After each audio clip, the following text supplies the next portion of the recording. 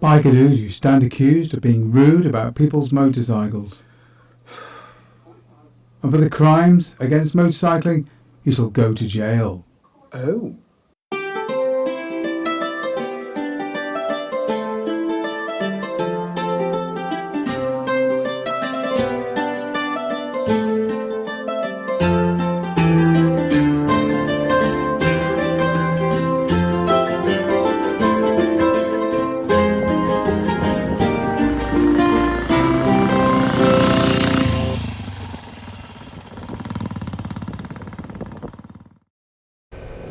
Okay, so before I get sent down for some hard time, don't forget to like and subscribe for more content.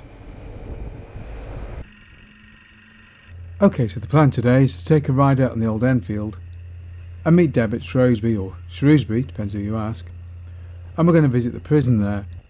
Shrewsbury Prison was a Category B prison that operated until 2013 when it was closed, and now it's actually used as a visitor attraction. You can visit there and take tours around it, so I think that should be a very interesting experience. Looking forward to it. The prison sits on the outskirts of town, and oddly, or very conveniently for escaping, it's adjacent to the railway station. What's the plan today then, Deb? Go and visit Shrewsbury Prison, and hopefully we don't get locked in. Relatives, is it? Yours. As you approach the prison, you notice there's a bust above the doors, and this is of John Howard, who was a famous prison reformer of the Victorian era. As you pass through the gates and into reception, you see a prison transport vehicle. In the old days, these would have been called Black Mariahs. Not great vehicles if you're claustrophobic, I have to say. Yeah. It's fairly comfortable. Yeah, comfortable. Like I said, it's facing forward so you don't get sick. There's a couple of my cousins are very familiar with these seats, to be honest. From the courtyard, we pass into the processing area. This would have been the first experience of prison for a new inmate. Of course, for the regulars, they'd seen it all before. From there, we pass on into A-Wing, which is the main wing of the prison. A-Wing will appear familiar to anybody who's seen, let's say, comedy series or films based in English prisons, because all the Victorian prisons are pretty much have identical layouts. So the whole place has a very familiar air to it when you walk in. In fact, a TV series featuring actor Sean Bean was filmed there about a year before we visited. That's it, Deb, best place for you.